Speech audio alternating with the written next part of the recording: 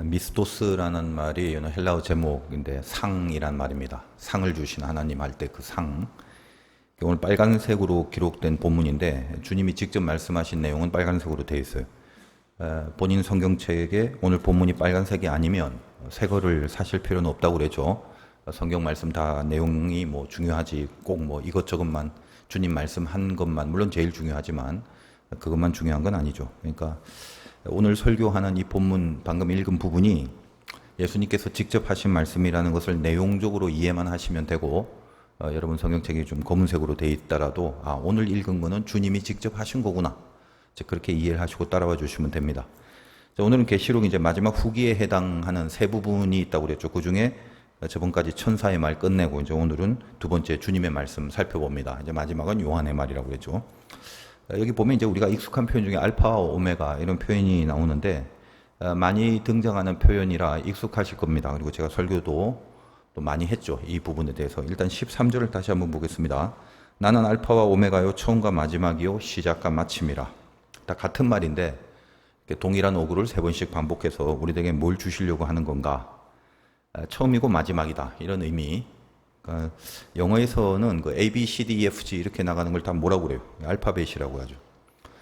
그걸 알파벳이라고 하는 게 어디서 나왔냐 하면 알파벳 그러면 알파와 베타 이게 준말이에요. 그러니까 헬라어에도 알파벳이 있어요.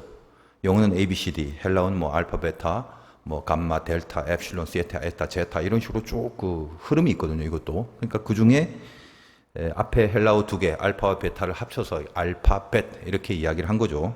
그러니까 영어의 알파벳이 A, B, C, D를 말하는 것이지만 이제 그런 것들을 어떤 언어의 그런 글자들, 그걸 이제 알파벳이라고 한다. 그 뿌리가 헬라어의 알파벳의 첫 두 글자를 가지고 만든 용어가 된다로 참고로 아시고, 그럼 이제 오늘 본문을 통해서 예수님이 하신 말씀이라고 그랬죠. 이 종말의 때에 마지막으로 하시는 말씀이 뭔지 그걸 살펴보겠습니다. 한 세 가지 정도가 나오는데 총체적으로는 싸워서 이겨라. 실은 이제 그 말씀 하시는 겁니다. 그 중에 첫째 부분이 뭐냐? 승리를 원하시는 하나님이다. 이제 그거를 말씀하시는 거죠. 12절 보니까 보라 내가 속히 오리니 내가 줄 상이 내게 있어. 각 사람에게 그가 행한 대로 갚아주리라. 승리를 원하시는 하나님. 여러분 믿는 하나님이 여러분에게 승리를 원하신다라는 것을 한번 이해할 때 이게 뭐 별로 특별한 건 아닌 것 같지만 이렇게 힘이 될 때가 있잖아요. 마지막으로 그 말씀을 하시는 겁니다.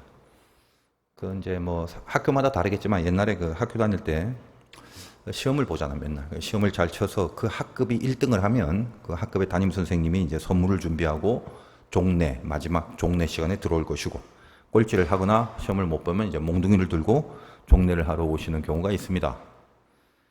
벌써 이제 우리가 다 알죠. 우리 반 상태가 어떤지. 그러니까 우리 반이 이번에 그 시험에서 얼마나 잘했는지는 그 앞에서 한 대여섯 명 정도, 10명 안쪽으로 공부 잘하는 몇 명한테 물어보면 대강 견적이 나오게 돼 있어요.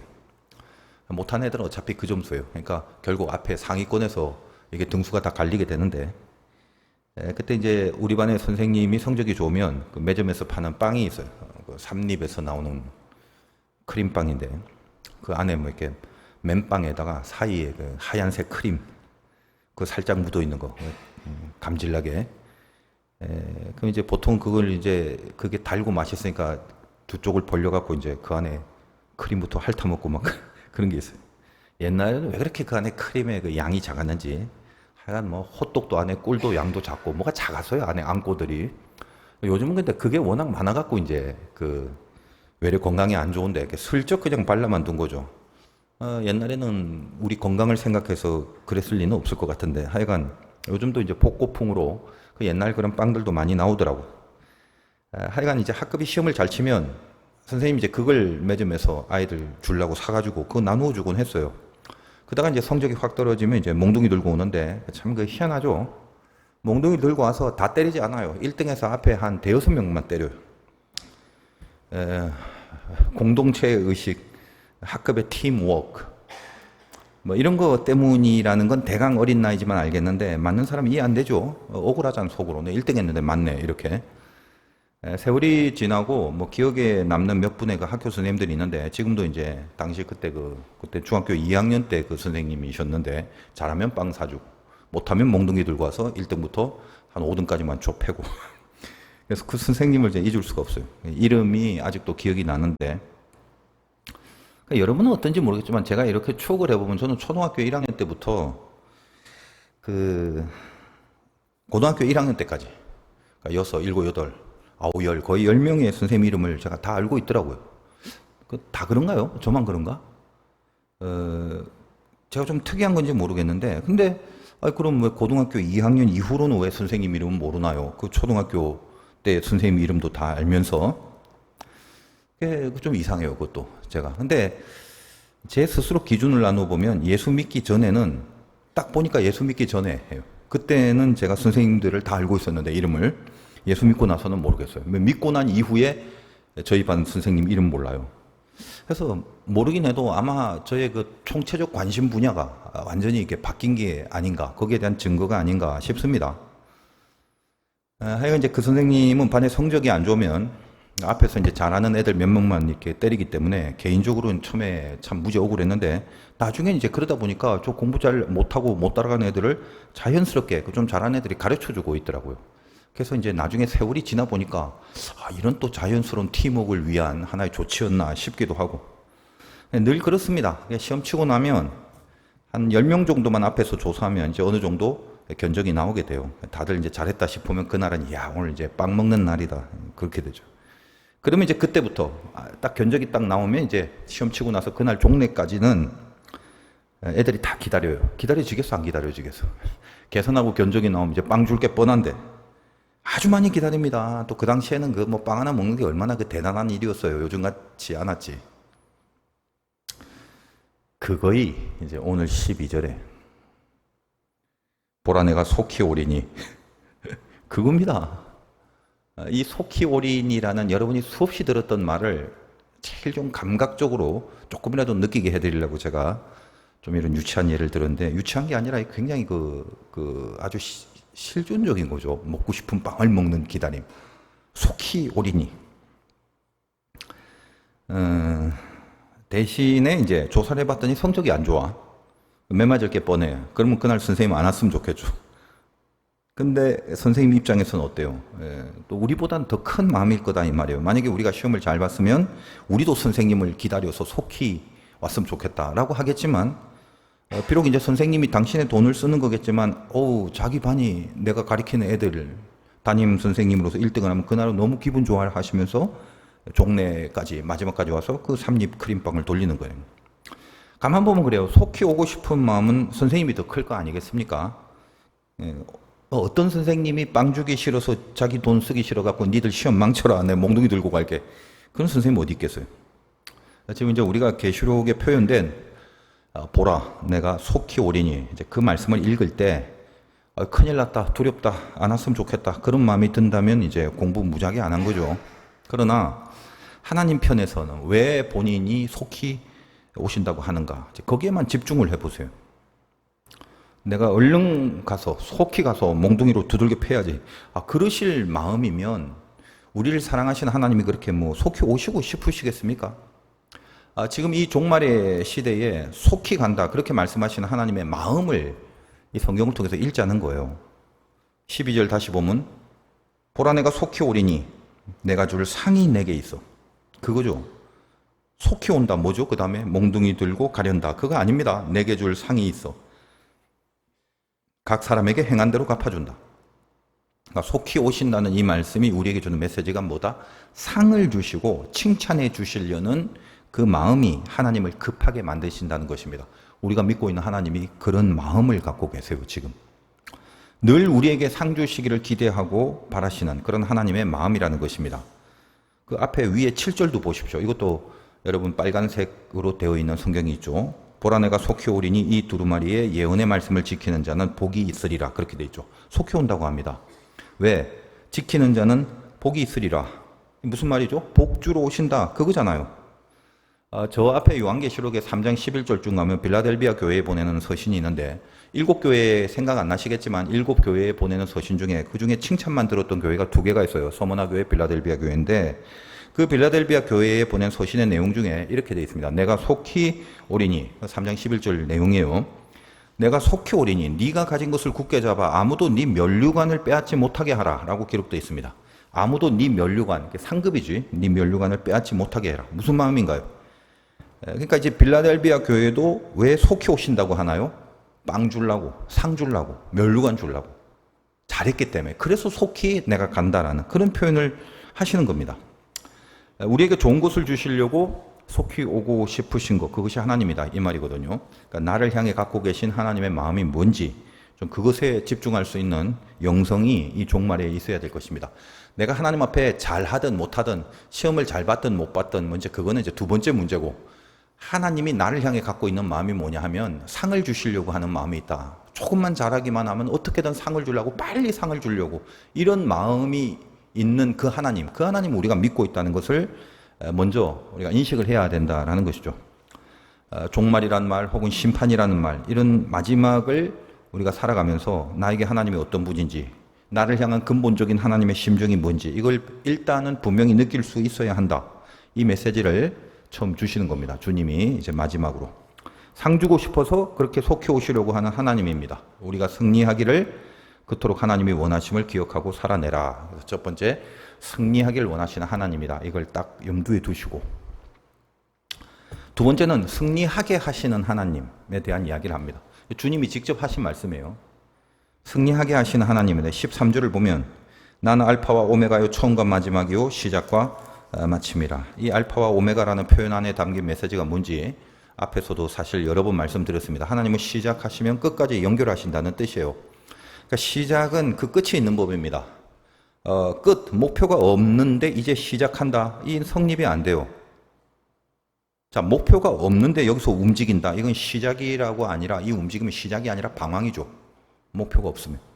그러니까 알다시피 이스라엘에게는 6월절이 시작입니다. 그날 아예 1월 1일 요시 땅 하는 날로 달력을 바꿔버렸잖아요. 그 시작, 그냥 움직이는 게 아닙니다. 목표가 정해졌기 때문에 정해지니까 드디어 여기서 시작한다. 그 목표가 뭐죠? 가나안이죠. 그 약속의 땅이 목표가 됩니다. 그래서 여기 6월절을 시작이라고 하는 거지, 가나안이라는 목표가 전혀 없는데 여기서부터 뭘 움직이려고 한다? 이거는 방황이죠, 방황. 그냥 헤매는 거죠, 여기서. 하나님이 우리에게 시작을 하시게 한 거는 그 끝이 목표로 되어 있기 때문에, 그래서 그 목표를 반드시 이루신다는 겁니다. 시작과 끝이 같다. 시작했으면 반드시 완성하고 시작했으면 반드시 끝까지 간다. 처음 목표한 바까지 반드시 가기 때문에 여기 시작이란 말이 있다. 그래서 시작과 끝이다. 알파와 오메가고 처음이고 마지막이다. 이렇게 하나님은 당신 자신을 우리에게 표현하는 겁니다. 자, 그럼 한번 생각을 해보세요. 시작에서 끝으로 가는 게 분명한데 그게 알파와 오메가이신 하나님이란 표현인데, 그렇다면 그게 맞다면, 그걸 믿는다면 중간에 내가 당한 어떤 일, 어떤 상황들, 혹시 갑자기 불 가운데를 지나가게 되거나 물 가운데를 지나가게 되고 사망의 음침한 골짜기를 지날 때 그게 틀린 길인가? 망하는 길인가? 약속으로 가지 않을 삐뚤어진 길인가? 어때요? 믿는다면, 그리고 사실이라면, 알파와 오메가를 믿고 알파와 오메가라는 하나님이 사실이라면 지금 거기서 당하고 있는 거기가 어디냐? 처음과 끝, 목표로 연결되고 있는 어느 시점일 뿐이다라는 거예요. 이게 연결이 되어 있다는 거예요. 마음에 드냐 안 드냐 이걸 따지지 말고 마음에 들든 안 들든 일단 알고 가자는 거예요. 알파와 오메가의 하나님이시라고 당신이 수없이 성경을 통해서 말씀하시는 하나님의 심정이 뭐예요? 너의 지금 여기가 사망의 음침한 골짜기일 수도 있고 물일 수도 있고 불일 수도 있는데 너의 지금 여기라는 모든 상황이 뭐냐? 여전히 그 마지막 목표를 향하여 지금 이끄는 과정 가운데 있는 길이다. 그 메시지를 주시는 겁니다. 여러분이 이제 지금도 그렇겠지만 인생이라는 게 이제 어떤 일을 계속 당하잖아요. 그러면 그 당하는 일이 뭐 정말 그 힘든 경우도 꽤 많을 것 아니겠습니까? 그러니까 막 황당할 때도 있고 아플 때도 있고 뭐 예측하지 못한 경우도 그런 많을 거기 때문에, 그랬을 때 특별히 종말에 벌어지는 수많은 일들은 황당한 일들이 앞으로 계속 벌어질 것입니다. 영적으로도 그렇고 세상적으로도 그렇고. 그랬을 때 이제 하나님이 하시는 말씀이 알파와 오메가다. 이렇게 얘기를 하시는 거죠. 너는 알파와 오메가인 하나님을 믿고 살아가고 있느냐 그겁니다. 결국은 그렇다면 그 일은 처음과 끝을 연결하는 선상에 있는 거기 때문에 그 일은 당해야 할 일이었고, 그 사건은 있어야 할 사건이었다는 거죠. 그러니까 내가 알파와 오메가다. 이 하나님을 네가 믿느냐? 그러면 죄의 길에 가는 거 빼고는 전부 다 하나님의 드라이브다라는 것을 믿으라는 겁니다. 맨 땅을 놔두고 바다 가운데 지나가게 하시고 광야 같은 사막을 며칠이면 될 걸 오랫동안 지나가게 하시고 그런 일들이 내가 당하고 겪는 인생의 일들이지만 그래서 알파와 오메가의 하나님을 믿게 되면 그런 경우라도 우리 안에 뭐가 생기냐면 드디어 분발이라는 게 생길 수밖에 없다는 것입니다. 분발한다는 건 의미를 둘 수 있다는 거예요. 의미가 있어야 힘을 내고 의미가 있어야 동기부여가 되는 거 아니겠습니까? 그러니까 분발은 의미가 없으면 분발이 안 되죠. 그럼 이 와중에 어떤 의미가 있는데 이게 네가 볼 때 마음에 안 들어도 여기가 어디냐? 광야길이고 바닷길 같지만 이것이 하나님이 이끄시는 인도하심 속에 있는 거다. 근데 이 가운데 이제 오해하지 말 것은 그럼 혹시 내가 죄를 짓고 있는 것도 인도하심이냐? 그건 아니죠. 이쪽으로 가야 되는데 나 애굽으로 빠꾸 오라이 애굽으로 갈래 이건 아닙니다. 죄는 돌이켜야 하는 거죠. 죄의 문제는 돌이켜야 되는 거고 다시 그 길로 안 가야 되는 거 이것이 죄에 향한 분발의 내용입니다. 그거 외에는 내가 물을 만나든 불을 만나든 하나님의 길을 계속 끊임없이 끝없이 지속적으로 가야 되는 거예요. 이걸 분발이라고 그래요. 죄도 하나님의 인도하심이다라고 생각하면 안 되죠. 우리 알다시피 그 다니엘의 세 친구인 그 사드락 메삭 아벳느고가 불 가운데 던져집니다. 얼마나 뜨거운지 그를 던진 신하가 다 불타서 죽죠. 그런데 느부갓네살 왕이 그 안을 들여다 보니까 3명이어야 되는데 하나가 더 있어. 신의 아들과 같다 이렇게 이야기를 합니다. 누구예요? 주님이 천사, 즉 주님의 모습의 천사가 그 간에 같이 하나님이 함께 계신 거죠. 하나님이 그들을 불에 던질 때 말입니다. 제가 이런 생각 많이 했다고 그랬죠. 바람이나 비를 동원해서 갑자기 막 불을 다 꺼트려 버리고 요즘같이 막 폭우가 막 갑자기 내려가고 고기만 특별히 막 불타는 고기만 막 내려서 한 번에 꺼트리고 멋있잖아요. 그러면 와와 할 것 같고 우리 와와 할 것 같죠. 근데 인간이 그렇지 않아요. 악한 사람은 지가 죽지 않는 한 상대방을 끝까지 죽이려고 합니다. 뭐 이세벨 보세요. 엘리야가 불로 응답을 내리면 뭐해? 그 다음에 내가 저거 안 죽이면 성을 갈겠다 하고 쫓아가 죽이려고 그러잖아. 그러니까 악한 사람은 하나님이 어떤 위력을 나타나고 어떤 증거와 어떤 기적을 보여줘도요, 이게 다 스피릿한 부분이기 때문에 지가 죽지 않는 이상은 끝까지 버팅기고 반항하고 저항하고 거역합니다. 그럴 수밖에 없다고요. 그러니까 우리 생각에는 사드락 메삭 아벳느고를 하나님이 그렇게 좀 멋진 방법으로 불을 꺼트리면 얼마나 좋겠는가 뭐 이렇게 생각하지만 하나님의 방법, 하나님의 인도하심은 이제 그런 게 아닌 거였죠. 왜 그 불 안에 던지도록 허락하시나? 이유가 뭡니까? 그 불이라는 것이 그들에게는 역시 그 불조차 하나님이 인도하시는 중이다. 이거였기 때문이에요. 거기에 주님이 함께 하셨잖아요. 그러니까 이게 굉장히 중요합니다. 길이라는 건 걸을 수 있는 걷기가 편한 탄탄대로가 길이 아닙니다.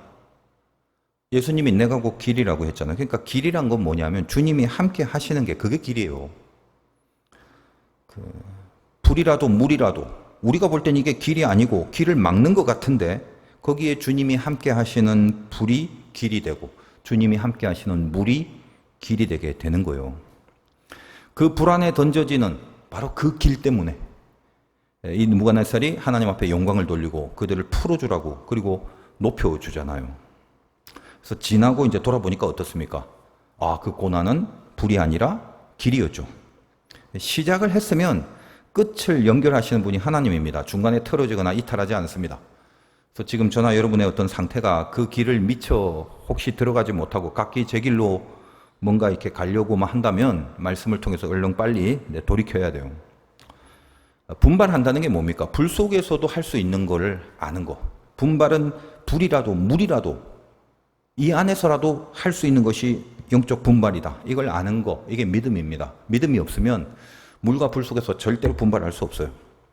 지금 물과 불 속에 있는데 뭔 분발을 해? 죽을 것 같은데.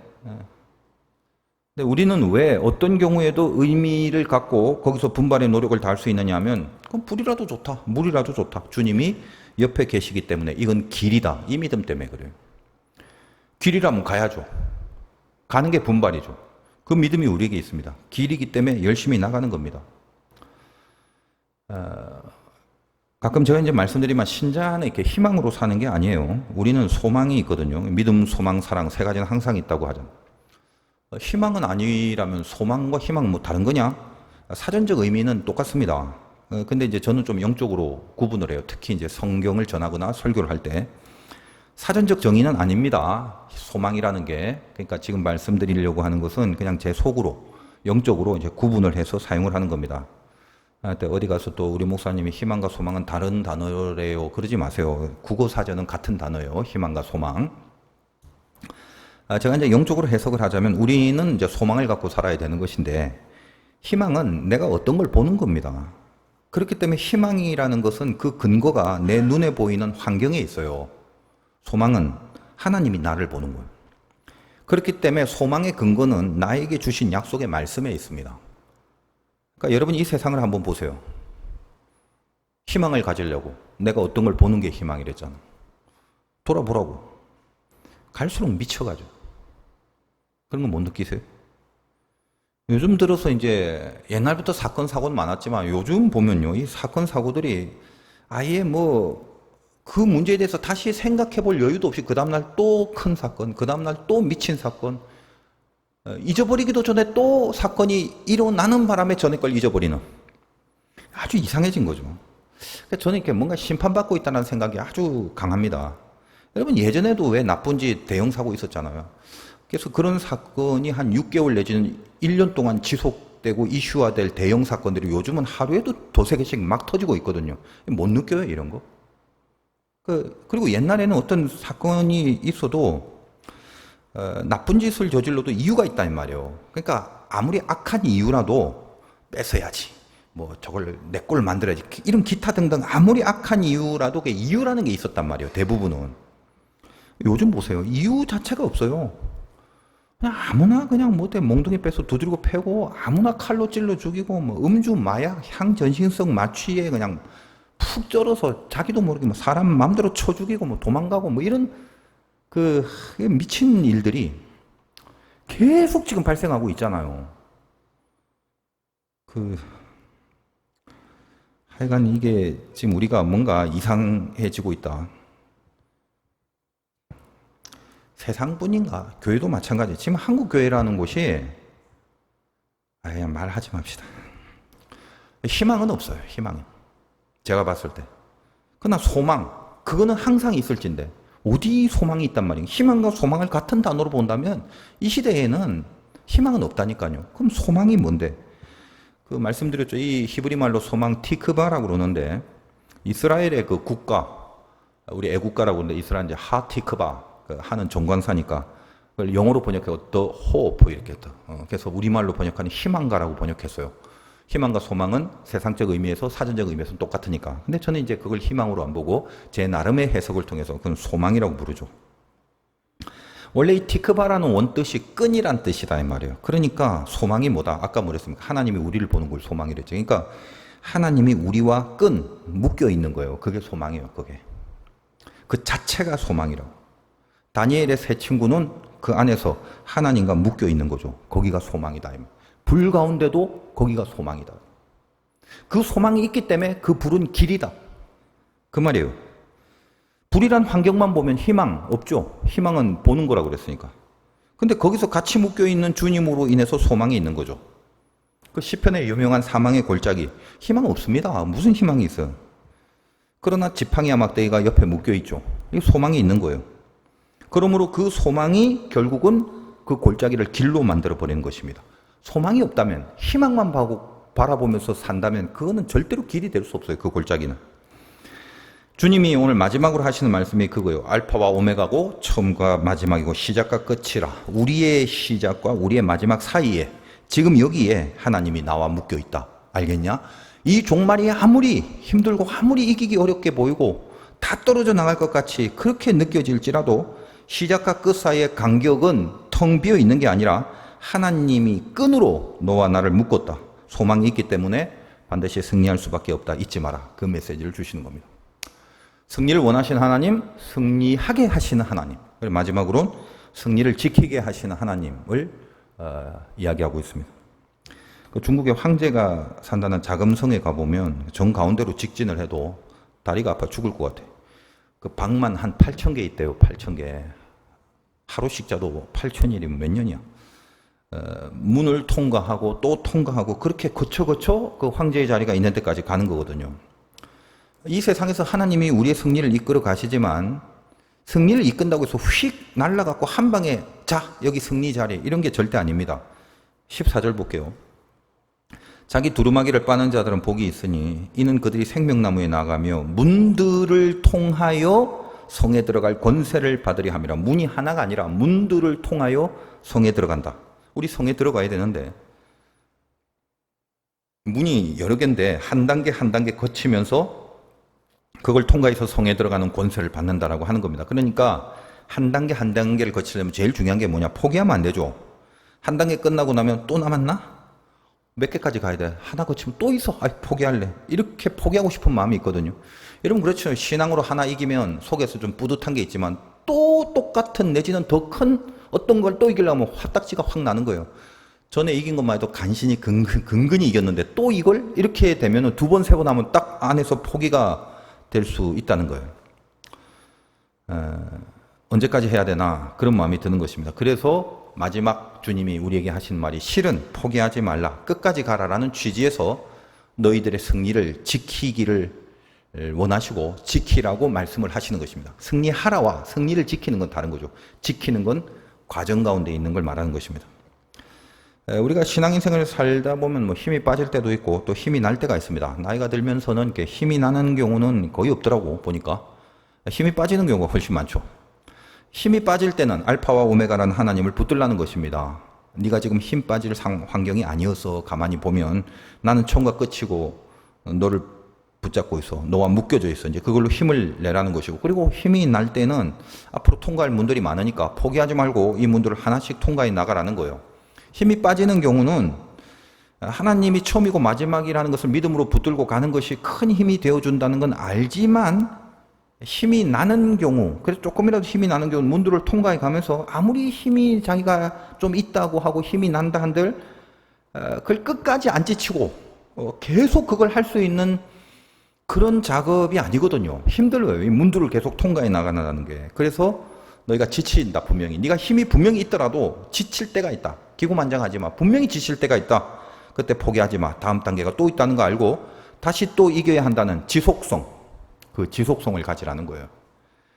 인생을 살면서 우리 앞에 닥친 문들이 얼마나 많아요. 하나하나 통과해 나가면서 끝까지 포기하지 말라는 말인데 그 어떤 뭐 일이나 고난이나 사건이나 사람이나 등등 이렇게 맞닥뜨리게 되면 그 인생에서 다가오는 것들 중에 열어서 지나가야 될 많은 그런 문들 앞에 이 종말의 시기에 그 문 안에 한 번 네가 잘 들어갔다고 해서 혹은 두 번 잘 들어갔다 해서 다 된 것이 아니라는 것입니다. 그 마인드를 가져야 돼요. 여러분 보세요. 그 비가 요즘 많이 오는데 비를 한 번 피하는 게 다가 아니죠. 비는 계속 내립니다. 그럼 뭐냐? 피하는 게 중요한 게 아니라 우산이 있어야 된다 이 말이에요. 그러니까 우산은 뭐죠? 한 번만 피해야지. 그런 사람이 우산 갖고 있진 않죠. 한 번만 피할 거면 처마 끝에서 피하지. 그러니까 우산이라는 건 얼마든지 와라 이거예요. 그걸 준비하는 것입니다. 하나님이 우리에게 바라시는 승리의 내용은 뭐 요령껏 약삭 빠르게 한두 번 이기는 걸로 아싸 하고 끝나는 게 아니라 지속성이에요. 한 개의 문을 지나면 또 나오고 또 지나고 그럼 언제까지 몇 개쯤 나올 건데요? 묻지 마세요. 언제까지냐면 죽을 때까지고요. 몇 개인지 그건 잘 몰라요. 계속 있습니다. 왜냐하면 하나님이 우리를 만들어 가시는 과정이 인생이기 때문에 그래요. 신앙의 마지막까지 가면 인생에 대한 정의가 간단합니다. 나를 만드는 기간 그거밖에 없어요. 어떻게 하나님의 사람으로 구원받은 하나님의 자녀로 만드는 기간 그걸 만들라고 우리에게 주어진 기회 그게 인생이에요. 그게 이제 신앙의 정점에 가 있는 자가 갖고 있는 삶에 대한 컨셉이 되는 거거든요. 그렇지 않은 사람은 뭐 이 삶을 어떻게 해석하는가 얼마나 많아요. 벌어야 돼, 가져야 돼, 세워야 돼, 많아야 돼, 기타 등등. 하여간 그걸 다 이제 지나가면 그러면 이제 들어갈 수 있다라는 말인데 우리가 그렇게 이제 실력이 좋지 않아요. 죽을 때까지 다 내 앞에 벌어진 문들을 다 통과해서 가라는 말인데 지치거나 이제 힘 빠지거나 알긴 알아도 그렇다라는 걸 하나님 앞에 말씀을 통해서 끄떡이고 받아들인다 할지라도 어떻게 그렇게 매번 오는 고난을 또 들어가고 그 문에 또 들어가고 또 들어가고 그럴 수 있는 실력이 나에게는 없는데 결국 힘 빠질 건데 지치거나 결국 안 될 것 같은데요. 이제 그렇게 생각할 수 있습니다. 그래서 주님이 이 마지막 때 승리라는 건 내가 원하며 내가 그걸 승리하게끔 해줄 것이며 그리고 너희는 승리를 끝까지 지켜야 된다라고 그래서 지켜야 된다는 말씀을 하시면서 우리가 문에 들어갈 수 있는 신분이라는 사실을 분명히 마지막으로 확보해 주고 있습니다. 들어갈 수 있는 실력과 힘은 딸릴 수 있다. 안다. 그러나 너희는 왜 그럼에도 들어갈 수 있느냐 끝까지. 너는 문에 들어갈 수 있는 신분을 갖고 있는 자야. 그 집에 너가 주인이야. 이것 때문에 그렇죠. 14절 보세요. 다시. 자기 두루마기를 빠는 자들은 복이 있으니 이거 이제 이해를 잘 하셔야 됩니다. 이는 그들이 생명나무에 나가며 문들을 통하여 성에 들어갈 권세를 받으려 함이라. 두루마기를 빠는 자. 여러분 가끔 보면 이제 두루마리도 나오고 두루마기도 나오는. 여러분 두루마리는 앞에 하나 나왔잖아요. 어디? 7절. 내가 속히 오린 이 두루마리는 그 두루마리는 똘똘마리잖아요. 그 똘똘마리가 뭐예요? 이건 성경을 말하는 거고 두루마리. 오늘 여기 14절에 두루마기는 그 옛날 어른들을 뭐 이렇게 위에 코트처럼 이걸 두루마기라고 그러죠. 그건 두루마기다 이 말이에요. 옷입니다, 두루마기는. 그래서 가끔 이제 교회에서 대표 기도하시는 분들이 뭐 목사님 위해서 기도할 때 성령의 두루마리를 입혀 주시고 그러는데 두루마기죠. 똘똘마리 두루마리는 아닙니다. 근데 뭐 이게 이제 영이 임한다라는 그런 표현할 때 임한다는 히브리가 라바쉬인데 이게 옷을 입힌다라는 뜻이에요. 그러니까 영이 임한다라는 표현을 옷을 입힌다라는 라바시를 쓰기 때문에 표현이 성령이 임했다를 성령의 두루마기를 입혀달라라는 표현으로 이렇게 그런 표현이 나오게 된 거죠. 그런데 성령이 임하게 해달라는 표현을 이제 그렇게 하기도 했는데 실수로 뭐 성령의 두루마기가 아니라 두루마리라고 이제 표현을 하면 원래는 틀린 건데 그것도 또 어찌 보면 제가 가만 생각해 보면 여러 번 그런 기도를 들었거든요. 그래, 뭐 두루마리는 말씀이니까 말씀으로 옷을 입혀달라는 뜻도 되니까 뭐 그것도 통과 뭐 그렇게 알아서 뭐 사용하시길 바래요. 하여간 성경에서 두루마리 성경책이고 두루마기 하면 옷입니다. 그럼 오늘 여기 14절은 두루마기니까 옷이죠. 옷을 빠는 자들이 복이 있다 이런 말이에요. 옷은 성경에서 이제 보통 행실을 말하지만 이게 빤다는 건 깨끗하다는 거죠. 그러니까 옷을 행실을 깨끗하게 하는 자가 복이 있다는 말인데 무슨 복이냐? 옷이 세탁이 되는 복이 아니라 그들이 여기 봐 생명나무에 나아가는 것과 연결이 됐죠. 이걸 복이라고 하는 생명나무에 나아가며 그죠? 복이 있는데 그 복이 뭔데? 그들이 생명나무에 나아가는 거 그게 복이다 이 말이에요.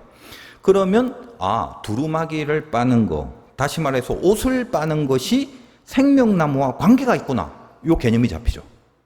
이 말씀에 의거하면 그럼 두루마기를 빠는 내용이 계시록에서 이걸 어떻게 해석하고 있는지 한번 찾아볼까요? 두루마기는 옷이라고 그랬잖아. 7장 14절 요한계시록 7장 14절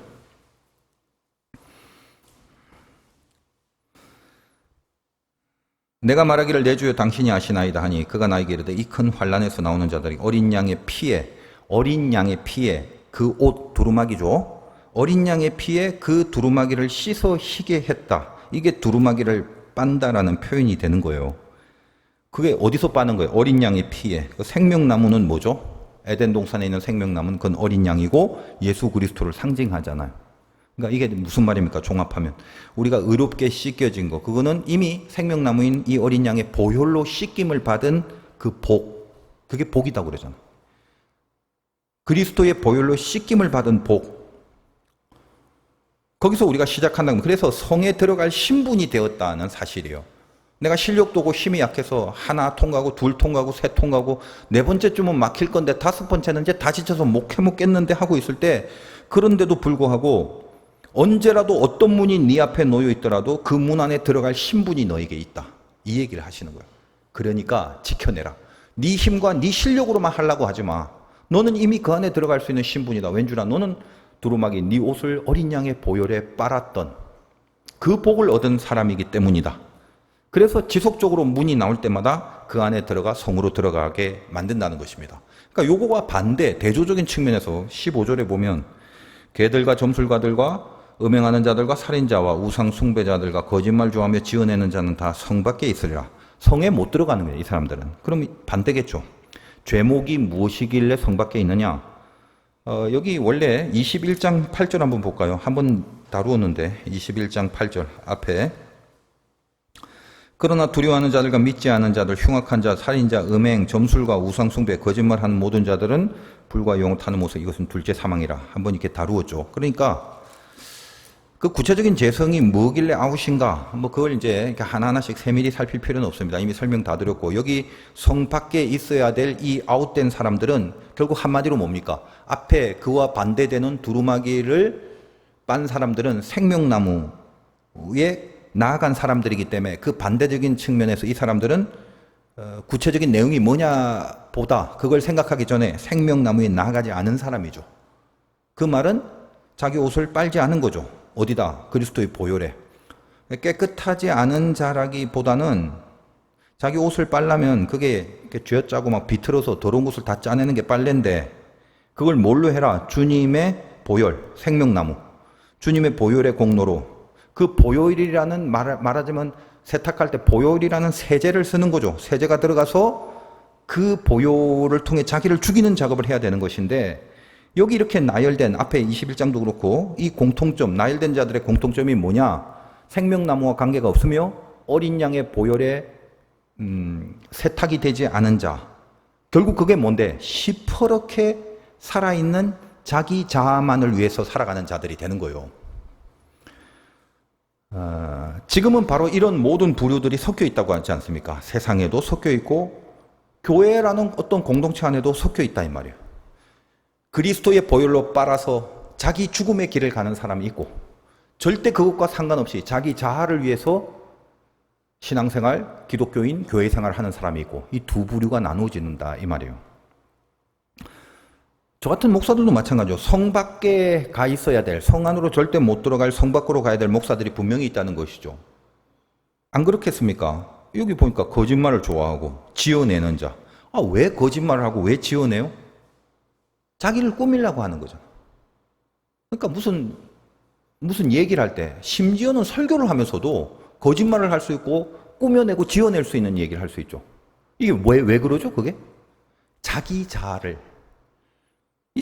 꾸미려고 하니까 거룩한 척하고 부풀려서 말하고 자기를 정당하게 하려고 막 거짓을 만들어내고 우상 숭배하는 것도 마찬가지잖아요. 교회 다니면서 자기 유익만을 위해서 하나님을 믿는 거 이거 다 우상이지 않습니까? 자기 부인은 하나도 없이 오로지 자기가 잘 되게만 해달라고 하나님께 그것만 바라는 사람들, 자기 죽음의 과정, 자기 죽음의 자금은 일줄도 없고 그러다가 이제 자기 원대로 뜻대로 안 되면 원망하고 돌아서고 그런 사람들. 여기 열거된 모든 사람들은 딱 여기 있는 요 사람들뿐만 아니라 결국은 통체적으로 볼 때 두루마기를 빨지 않는 사람들이라는 말이에요. 주님의 보혈로 씻겨지지 않는 그런 사람들. 그러니까 혹시 옆에서 같이 밭에서 일하고 있는 사람 중에 이런 게 있다 이 말이에요. 같이 목사들이 모였을 때 있다 이 말이에요. 성 밖에 있어야 될 사람이 있고 성 안에 있어야 될 사람이 있고 같이 맷돌질하는 사람 중에 있다고 그러잖아요. 같이 예배 드리는 사람들 중에 있다고. 지금은 어때요? 한밭에 그냥 같이 있어요.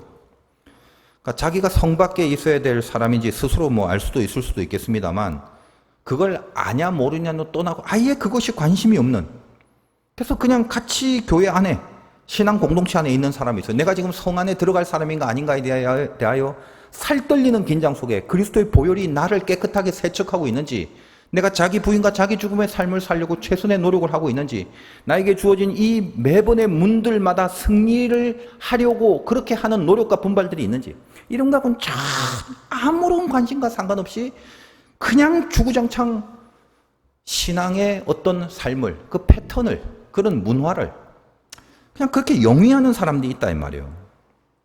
그러나 지금은 그럴지 몰라도 그래서 이상하다, 왜 저렇게밖에 안 되지 라고 할지는 몰라도 끝까지 그렇게 함께 있을 수는 없다. 왜? 그게 종말이에요. 반드시 성 안과 성 밖은 나누어진다는 것입니다.